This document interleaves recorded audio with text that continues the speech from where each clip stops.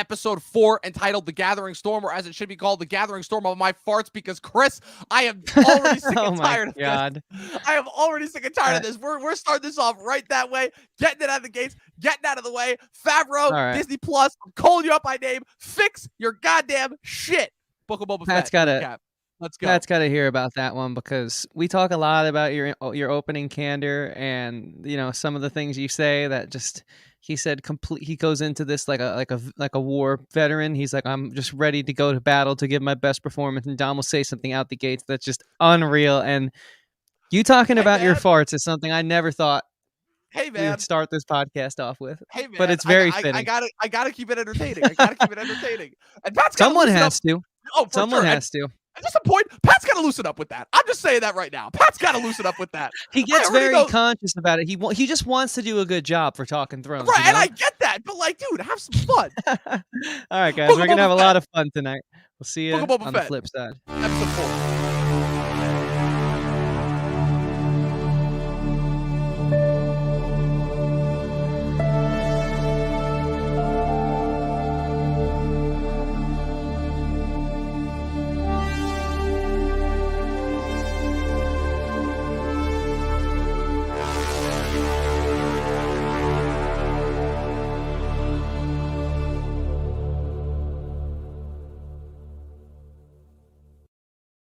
Oh, man, Chris, we give and we give and we give, and Disney just keeps on taking. When will it stop?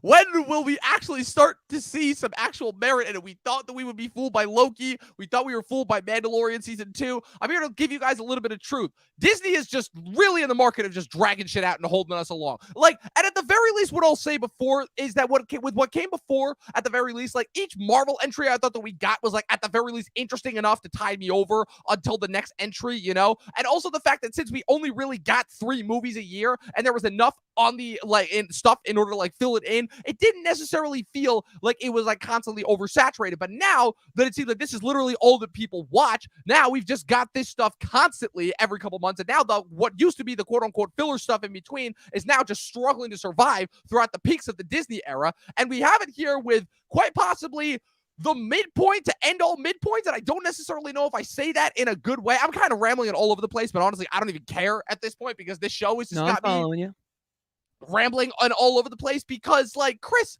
what are we still doing? Like, what are we doing? Like, I get it. I understand what the show is going for, but I want to use this episode in order to try and address some of the greater problems with it, which is that now I think I finally am starting to understand where you're coming from, as far as not necessarily with the story, but with I think it's more so, again, the engagement factor. What is it that this show is giving us to merit and make it worthy of our time? And I'm so beyond frustrated besides that, because, again, we specifically said we weren't going to be recapping Disney Plus shows going forward after how boring and monotonous Falcon and Winter Soldier was to recap week to week. And even in hindsight, that was more interesting. And then, of course, we made the mistake of not doing it week to week for Loki. But honestly, and Hawkeye, which I thought was actually really charming and fun.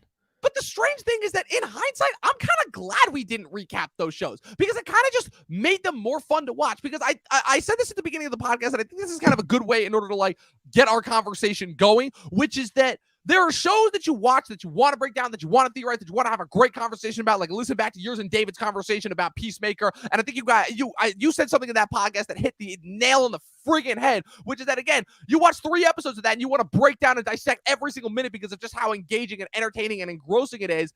And we're 4 episodes in, and we're struggling with what to say. And the worst part is, I feel like that's part of a systemic problem that's happened with every one of these Disney Plus shows since WandaVision last year, you know? I feel like the only reason why we didn't have that with The Mandalorian was because, and I don't want to take anything away from that sophomore season, because that was such a great sophomore season and just such a great season of television in general. But it almost makes me question whether or not that was because that was, like, the only thing we had to watch at the time, Chris. I don't know. I kind of threw a lot at you. What are some of the thoughts on that? No, for sure. I think it's excellent conversation to start the show off with. But before we go any further and I address a lot of the points that you raised, I want to welcome in the chat, of course, Jay Manley, hanging, waiting, honestly, before we started to come and chat some Book of Boba with us tonight. Jay, dude, where are you at right now? It's definitely starting to lose Dom and I. for all of you guys in the chat right now, whether you're commenting or just sort of shadow watching, if you're shadow watching and you strike up the nerve to join the conversation, let us know. Let us know where you're at. We love to hear from you guys. Of course, please hit the like button, subscribe, follow us on all of our social medias, even TikTok now. That'd be greatly appreciated. Let's get into this, Dom. So yeah, I'll address some of your points, and I got to say, man, I think the peacemaker point you raised, I'll start off there. I'm writing a review right now for guyatthemovies.com, and you are too. It's hilarious. We're both currently reviewing shows week to week for him.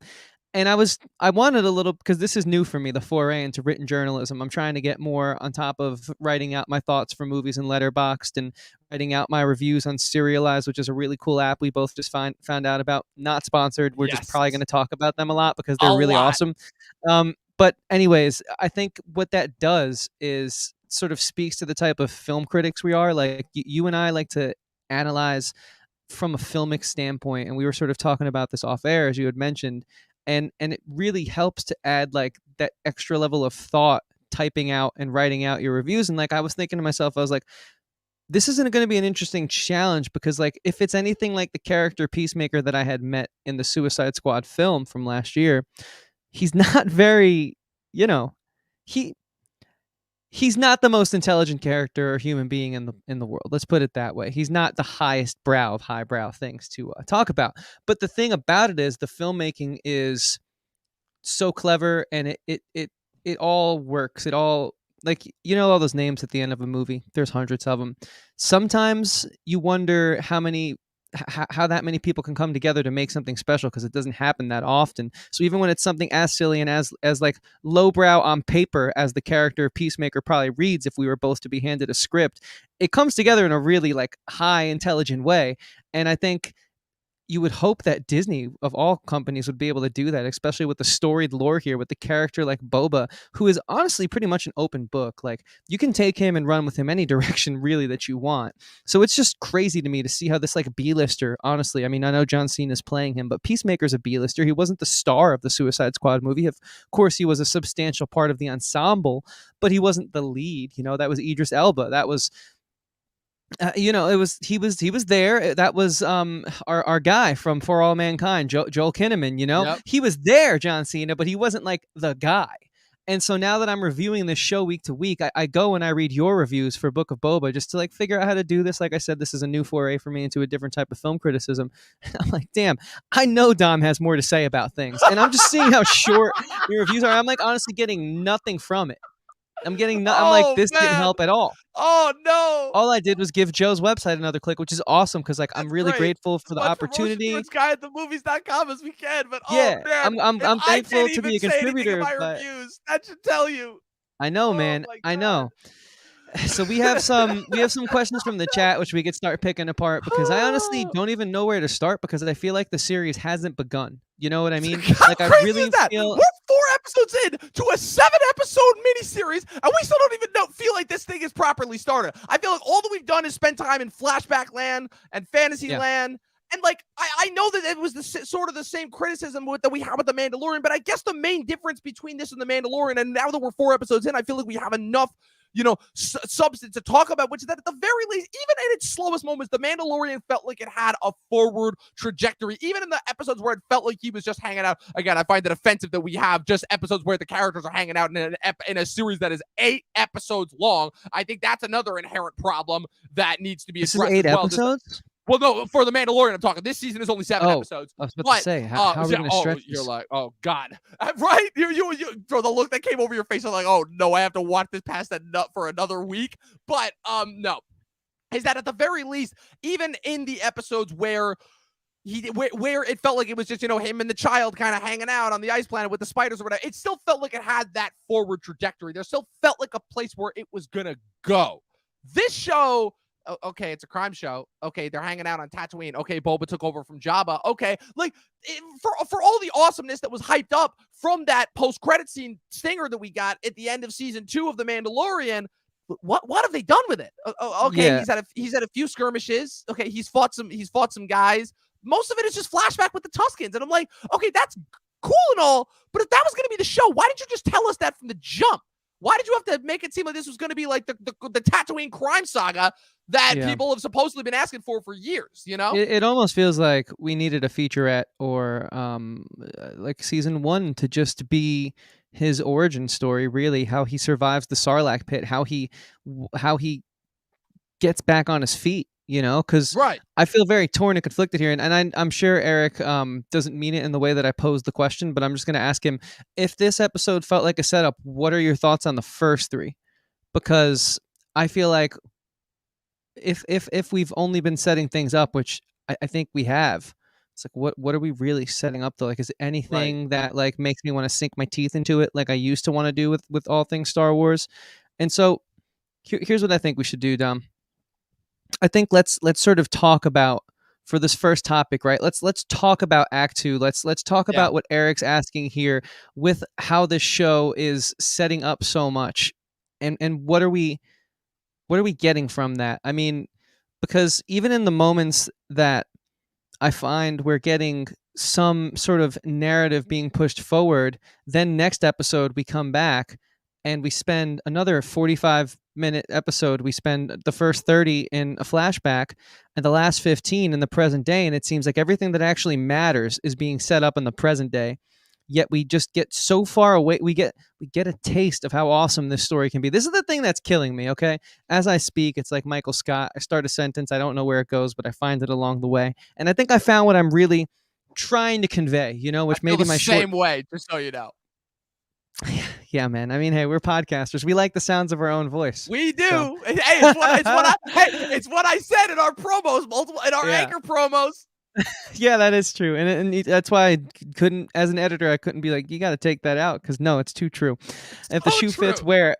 But what I will say is, it's like, the show is so flawed. I'm glad Jay got a kick out of that. The show is so flawed in the sense that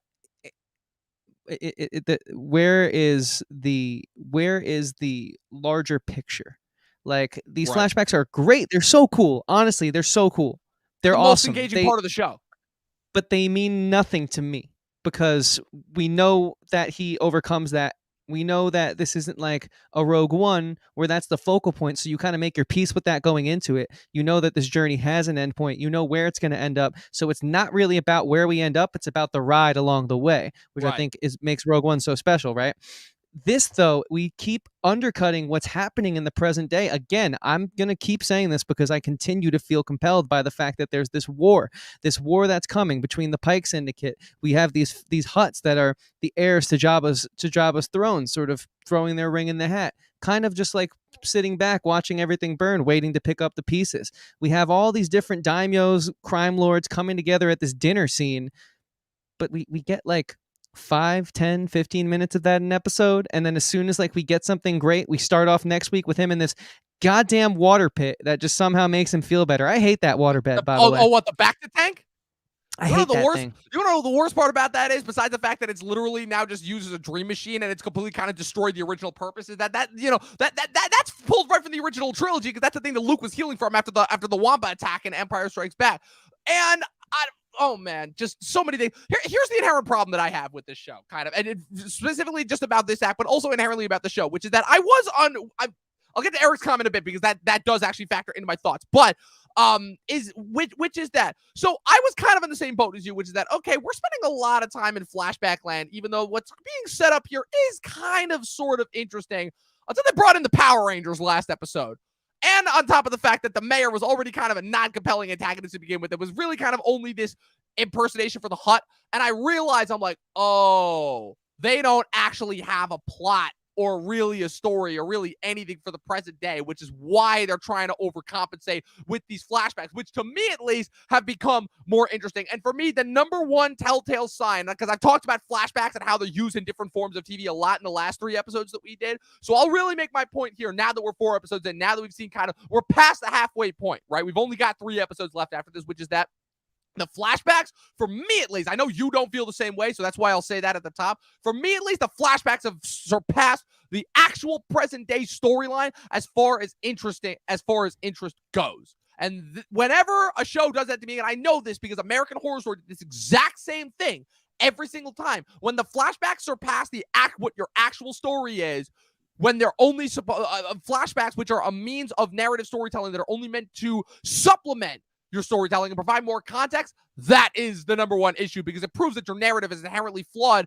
And as far as addressing kind of the overall point, I think Eric hit the nail on the head, which is that with the Disney Plus shows, they're usually a lot more about fleshing out worlds than being satisfying and telling their rich stories in and of themselves, which is frustrating, which, yeah, absolutely. Because the thing that I'll say about each and every one of the shows, the stories are not bad. Disney knows what they're doing when it comes to actually like identifying the types of stories that resonate with people the most. It's the reason why they've been the most successful entertainment company for the majority of the bulk of their run.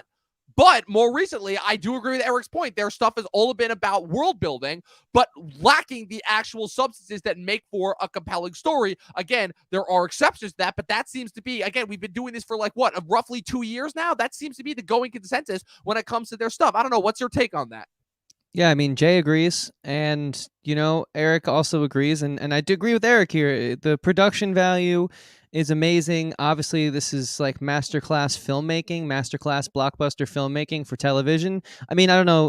We've all at least seen like snippets of that Mandalorian show where they do the behind the scenes. We've seen how amazing that set is. So yeah, we know all this stuff though, and that's not what we're here to talk about. Like, if they didn't produce that level of quality, that'd be a whole nother issue in and of Yeah, itself. right?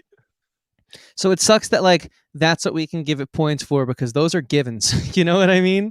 Like they don't deserve points for a given, in my opinion, especially with what you just said. And it's the reason why I say this, even though I feel like it doesn't really need to be said anymore. But Disney has been so successful for so long.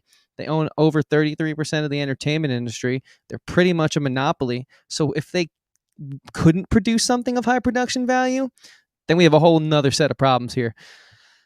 But you're right, man. I can see why you find the flashbacks interesting. For me, the only problem is though it's not the quality of the flashbacks. Like I said, I think it's awesome. I thought that scene with the Sarlacc pit where we have the slave one looking down into it, trying to find the Beskar armor, which I guess we now know that's Beskar armor, but was that really that big of a surprise? I don't know. It's official now, though. I We mean, officially now know it's Mandalorian kind of already told us that it was Beskar, so right. We officially now know it's Beskar. See, my right. problem is I feel like those moments are shorter and more brief, and because of that, less interesting and less rich, because they're trying to do something with the present day timeline. I really feel like the B story could have been an alternative story in the same timeline. I think what's really killing this show for me is we can't find gravity. We're literally floating in outer space. We don't have anything that attaches us to something that puts our feet on solid ground. Because the whole time I kind of like am fearful that if I let myself get caught up in this moment, if I find myself enamored like I want to, because again, the filmmaking is so great, the production is so great. I love the way Tamara Morrison's playing the character. I don't like the way he's written. That's not an issue with Tamara Morrison though. I think he's playing the character perfectly to how he was written. And so I am fighting the feeling of infatuation, because I know within any second it could be ripped away from me and I could be brought into another story that's going to not be fully fleshed out. And I'll just say it in plain English. The problem is the direction does not seem clear. It seems like we're splitting time, and because of that, we're not covering enough ground in either of the timelines. Right. And it's making it a very frustrating watch for me, because there's a lot of good stuff there, and that's why I'm frustrated. I agree. And that, I think, is a good way in order to kind of transition into our second topic, which is, of course, the flashbacks inherently of themselves. Like, we talk about the structure, we talk about the structure of these shows, and I'll bring that back around because there's something else that I want to talk about as well, kind of with the whole streaming era of it. Eric, I'm with you. I'm not excited. I'm actually kind of dreading watching it each week now because of just what we've come to expect. Yeah, dude, you have to write a review on it? That must suck. Bro, don't remind me. Don't remind me. Blast on my Peacemaker stuff. I can't fit enough into these reviews. First of all, I hate you. Second of all, I have nobody to blame for myself. I'm the asshole that begged Joe to write. Oh, you brought this. You reap what you sow. I reap what I sow, and of course, Joe's probably having a field day about it as per usual. But in order to bring it into our next topic, which is the actual flashbacks of themselves, I literally wrote as a topic on our YouTube doc. I wish I could take a screenshot to share it with you guys. Okay, we get it with the flashbacks, and then in parentheses, hopefully they're over. Which is that supposedly now that we have come full circle within the flashbacks, he got Slave One back. He found Fennec. He healed her, and then the next thing you know, we know what happens next. They go to whatever planet in order to track down the Mandalorian, get the armor back, help him with his quest, then come back to Tatooine. We know what happens there. That's cool and all. Now, hopefully, we can get back into some action, and it's like, okay, they've got the Wookiee on their side, and now they can, start to rally their troops against them. And then, of course, the episode ends. I'm like, of course, because why would anything actually interesting happen in the present day? And the worst part is that normally in previous instances, I would make some BS excuse about how I'm trying to say, oh, get it? The back to Tang. Now that he's official, now that they've said, oh, he's fully healed. That's the symbolic representation. That's how we know, oh, okay, the flashbacks are done. Okay, that's cool. I get that that's the intent. Still doesn't make it any more interesting. Or apologize for any of the boring, tedious things that you've made us sit through, And in order to kind of bring it back to actually another thing that Eric said, which is, Game of Thrones final season. Eric, I will give you that. I will absolutely give you that, because I have said this multiple times. The problem with season 8 of Game of Thrones is not the story. I actually think that the story and the points that they're trying to go for is actually very compelling. So much so that it is still worth watching that final season, even with all its flaws. The problem with that is the story's execution. Here, it's not necessarily with the execution, because how much actual story is there to tell, Yeah, and it really bears no weight. Again, we know Boba Fett overcomes this. We see him in The Mandalorian, so it just bears no weight. That's why I think if the approach was more thought out, if they thought out about the effect it would have on the audience, it would definitely be way more of a compelling narrative. Like I said, I think it's forgivable if it's a situation that presents itself like Rogue One, where we know going in, all right, look, these characters are going to die at the end. So let's just enjoy them going out in this blaze of glory and give us the craziest damn thing you can throw at us in Star Wars. God damn it, did they deliver? They did. They did. And I think that's okay, Like, those kind of stories have a place. There's nothing wrong with that. There's nothing wrong with the season 1 where we're living in a world where we know the outcome. Because I think the best part of the book for me isn't when I complete it. It's not like when I put the book down and I'm like, cool, on to the next one. It's enjoying the journey along the way if it's a good book. So I don't know, because it feels, the strangest thing about this for me is how much of an upswing Mandalorian season 2 was. Right. How it really felt like we landed on our feet and had found solid footing, had found a new way to enjoy the Star Wars universe. Okay, we know it's not going to be in theaters now, but we know it's not only just going to be in animated form. We know it can be in good live action, and it's going to be on the Disney Plus shows. So there's a lot of confidence going into this one for me that has just really been stripped away. Yeah. All the good faith that they had finally gotten back with me, it's gone.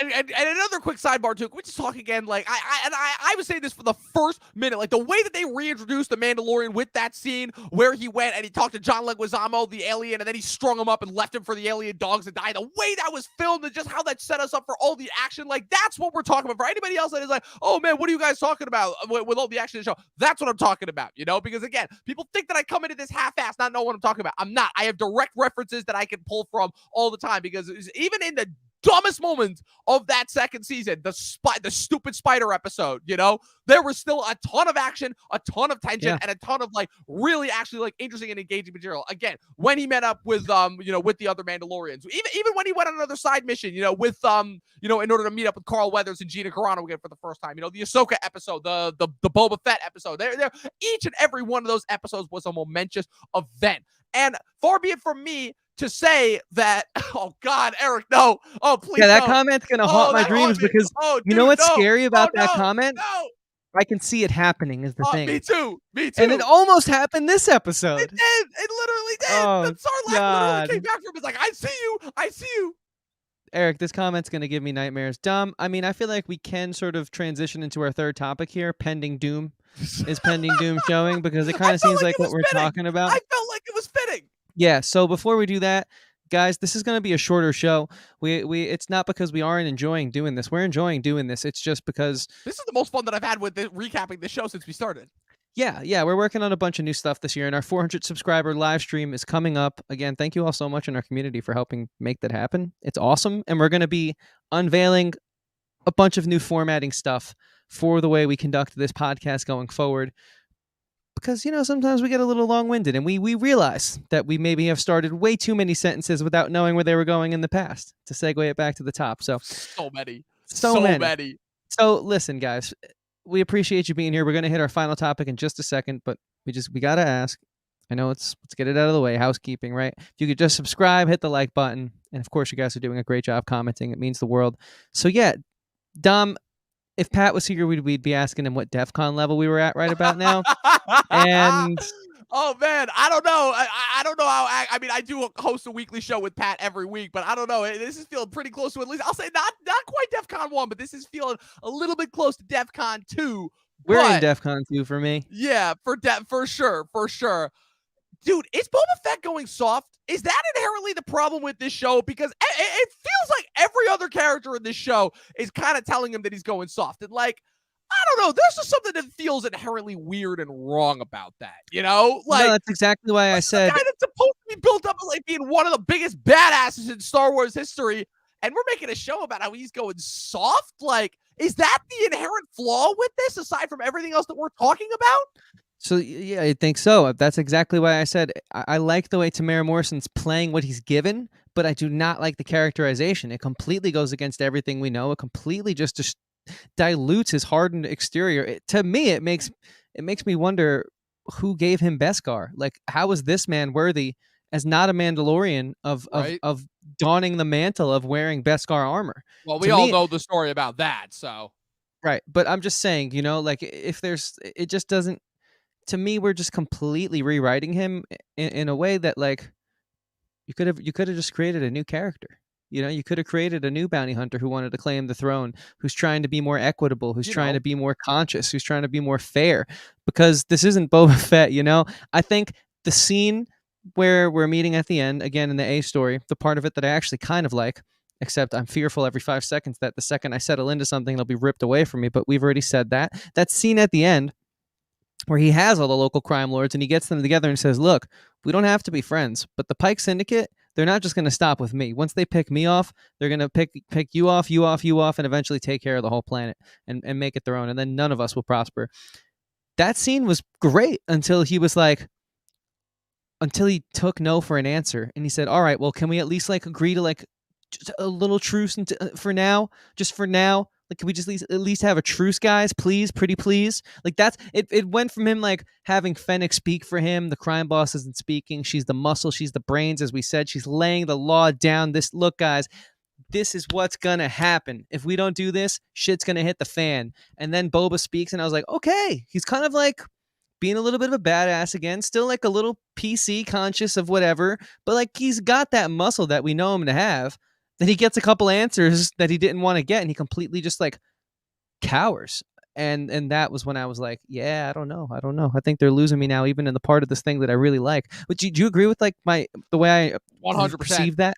110%, because for me, again, like the sit down, I'm like, oh my god, finally they're done with the flashbacks. Where and the most egregious thing about the flashbacks in this episode was that at the very least, the flashbacks in the last couple episodes were giving us something else new that we didn't expect. That were kind of like filling a little bit of the extra gaps. This one literally just told us everything that we had already knew. We knew he saved Fennec. We knew he got Slave One back. All that. We didn't necessarily need to see it. Okay, it was cool, But and we saw like slightly another interesting like action, heist set piece. But then, so they finally have the crime sit down. And again, Star Wars fans, we've been waiting for this for a while. We've seen it again because again, the animation format does everything that the Star Wars live action's been able to do. Sorry to keep flexing, but animated Star Wars, best Star Wars. But the fact that we had already gotten something of this caliber multiple times over across all three now animated Star Wars shows that we've gotten, and the fact that this is finally the first time that we get something like this in live action since, I'm even begrudging to admit it, since the Attack of the Clones Separatist meeting that we got all those years ago on Tatooine, on Geonosis. And then it gets undercut by the fact that Boba's kind of just cowering back and is like, okay, you guys do your thing. And I'm like, bro, you're calling yourself a daimyo? Like, what the hell is this? I'm like, your muscle is making bigger power plays than you are right now. I'm honestly, at this point, I'm almost expecting like a Fennec double cross at some point. Dude, you know what it does?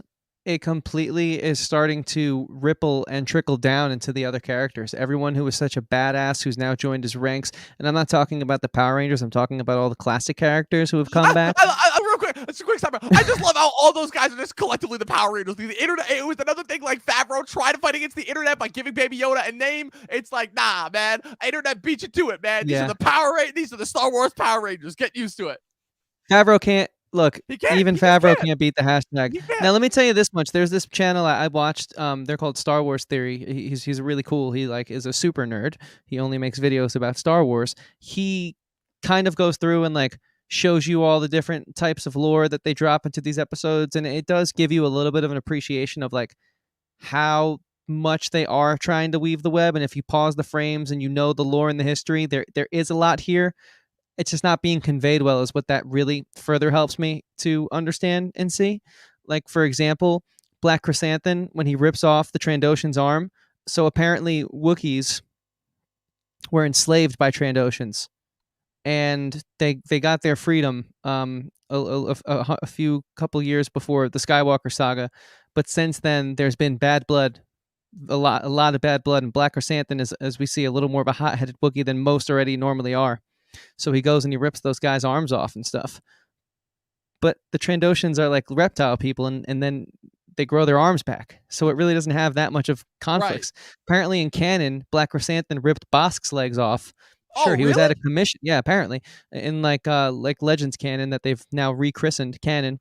Why is everything that you're saying already so much more interesting than anything that we just watched on I screen? know, and so Bosk was on on crutches for like 6 months to a year, but they eventually do grow back, and so it's like all that stuff seems so cool, and like they're doing these things that are like enriching for the universe, but are they spending too much time focusing on that type of stuff, fan servicey type stuff, instead of worrying about making a compelling story?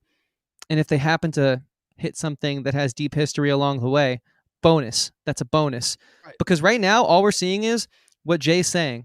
All right. The issue is that he's soft. A soft Boba is not what we want. And it's starting to trickle down. It's starting to make me question everyone around him, especially Fennec. I get it. Life debt, right? She's not a Wookiee, but she is a bounty hunter, and she does kind of have that like. And the interesting thing about Star Wars and this side of the Star Wars storytelling is like in Star Wars there is honor amongst thieves. George Lucas completely rewrote the book on that. Like there is honor amongst thieves, and that's interesting because like it's not thin. It's not just you don't just say that, like it's actually there. Like look at Han Solo and Chewbacca's relationship. Like they are scoundrels, but they have each other's back. They're honorable when it comes Right. to their within their own ranks. So it's like again, George Lucas did something that no one had done before, really. And now we're just sort of like stepping all over that. And now we're questioning, is Fennec as badass as I thought she was? Because like she's attached her anchor to a sinking ship, and it's making me question her. It's making me question No, everything, really. I think this goes perfectly in tune with the fact that I've just been listening to, been listening to a couple of old rewatchables episodes on the Spotify feed, and I just started listening to, because fun fact, I completely, words, completely didn't realize this, is that The Godfather, my favorite movie of all time, turns 50 in 2 months. And I was listening to their Godfather rewatchables. And what I didn't realize is how big of a role George Lucas had in that movie because of how close he was with Francis Ford Coppola, in addition to Spielberg and all the rest of the film brats coming up throughout the 70s. And the fact that the two of them were the minds behind American Zoetrope that eventually crashed and burned in the 80s. And it just makes me so sad that Lucas Which movie? never. Which movie was he? The Godfather. Oh, okay. You cut out there for a second.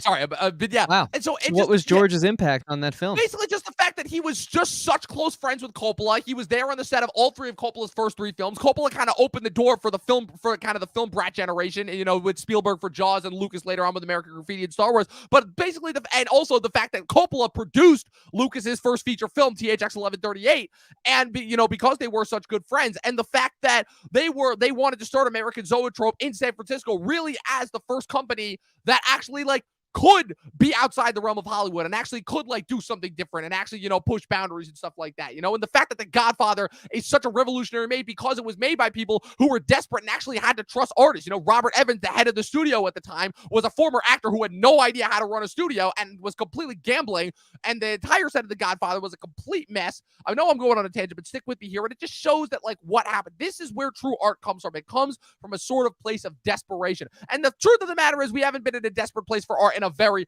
very long time. But that's kind of just, kind of grasping it. The point that I'm trying to make here is that it just makes me so sad that this is all coming from the mind of George Lucas, and the fact that George Lucas is such a visionary and he's kind of been stuck in Star Wars for so long. I kind of almost would have been really interested in seeing him do another movie or another idea other than Star Wars, and just keep pulling from the well, and Disney just keeps taking his stuff and they just keep making it uninteresting. And it's not even like they have others. It's not like they don't have anything to pull from. They have Lucas, obviously, and they have the entire Lucas storyboard artists who have been making the comics and the TV shows and making them as interesting and awesome as they have for years. And I don't know. I can't explain it. I really can't. Me neither, man. I don't know. I don't know. I don't know what else I can say about this episode. I think I'm about ready to wrap it up. Me too. Cool. So star ratings? Yeah. Um, 2.5 from me, and that's being nice. Really? Yeah, I'm gonna go with the 2. I'm gonna go with the 2, man. This is lower than I think any Yeah. rating I've even given The Mandalorian, barring the one episode where, he who shall not be named. When we first meet Fennec Shand, actually. Oh yeah. Oh yeah. Friggin' friggin' Toro Cali. I think that actor's gonna be in something relatively soon. I gotta check, but Mm. oof. Yeah. Woof is right. That's Yeah. how I'm feeling right about now. Yeah. Not a good look. Not a good look ultimately. But people, that was it. That was our recap of episode 4, The Gathering Storm. I don't know what storm is got. I know I made Storm the is gathering. A I know. shitstorm. Yeah, I'm like I didn't want to. I didn't want to sink too much lower. I already made the fart joke. My whole thing is I try to limit it to at least I'll one meet fart you. or poop related joke per episode. But let us know your thoughts in the comments below. You kind of already have. We got 3 more episodes of this to suffer through before we finally get done and actually get back to something slightly more interesting. Don't worry, we've got a great next series for you guys once this is done. We're wrapping up the month of January with our top 10 favorite TV shows of 2021 this coming Sunday for the podcast. And the following week, we've got top 10 best movies. We've got Ozark this weekend. We've got me and Eli Holicky are going to be covering that on Saturday if you guys want to tune in. As usual, brand new episode. I'm not sure yet, but we will make sure to let you guys know. All right, gotcha. Yeah. New episodes of Talkin Thrones uploaded every single Friday. Chris, where can the good people follow you? Yeah, thank you guys again in the chat so much. We really love engaging with you guys. It's kind of the best part of doing these recap shows. So thank you again so much. We got another new subscriber today. Welcome everyone to our community, and thank you all who continue to return. If you want more outside of our Talkin' verse, you can find me at Christian Evanko. Evanko spelled Evanko. I make music. It's on Apple Music, Spotify, Amazon Music, YouTube Music, Google Music, and all the other major streaming services, as well as I'm on Facebook, Instagram, Twitter, again, at Christian Evanko. Evanko spelled Evanko. Just hit that link in our bio, same as you would for the Talkin' TV podcast, and it'll take you where you want to go. And if you happen to stop by, know it's greatly appreciated. And I would appreciate it if you guys would also follow my co-host, Dom. Where can they find you, man? So you can follow me, of course, at Movie Nerd Reviews on Facebook and Instagram. What's it called? And Letterboxd and on Serialized now. Like I said, people, I'm gonna read the exact Facebook post that I made for it because it's been a minute since I posted it. People, it's official. I begged, I pleaded, and it finally exists. There is a Letterboxd for TV now. It's called Serialized for all you TV fans that have been begging and pleading for a place to log your TV shows. And with the medium really now surpassing film as the source of interesting and meaningful stories, although I feel like this show that we've been recapping would be an exception to that, go make an account and start logging shows. Now, should have followed at Movie Nerd Reviews. And then I also posted on my Facebook today a piece of news that made me go so nuts because there was another piece of fan fiction that I came up with last year, 2 years ago during the pandemic, around arguably one of the greatest crime movies ever made. And it's a movie that I'm going to make sure that you watch before the end of the year. It's a little movie called Heat, for any people that didn't know. It is famously the film to finally feature iconic actors Robert De Niro and Al Pacino not only being in one movie together, but also sharing the screen at the same time. It was the first movie that ever did that. And I just saw a bit of news today that says that Michael Mann and Meg Gardner, they wrote a novel called Heat 2, where they are doing essentially their own version of The Godfather 2 with Heat, where it is both a prequel and a sequel to the event Heat. And that just got going my fan fiction that I came up with about a potential Heat 2 that sees Natalie Portman all grown up and pursuing a new crew that's led by Jack Kilmer, Val Kilmer's real life son, as the new kind of spiritual De Niro and Pacino's. I'm here all week for my fan fiction, guys. And you got to do a first time watch of me seeing that, man. Oh, for sure, dude. It is. Put it this way, it is the only other movie that I've seen besides The Wolf of Wall Street that is 3 hours long and feels like it's an hour and a half. Like the pace, the breakneck pace that it goes at just I moves also Michael haven't Mann. seen that one. Maybe we do a first time watch of The Wolf of Wall Street. Speaking of first time watches, we have a lot coming, guys. Wednesdays will be quickly replaced with a really cool series. Stick with us. Stick around. Dom, hit us with the sign off. 12 seasons in a short film and watch more fucking movies. See you guys next time.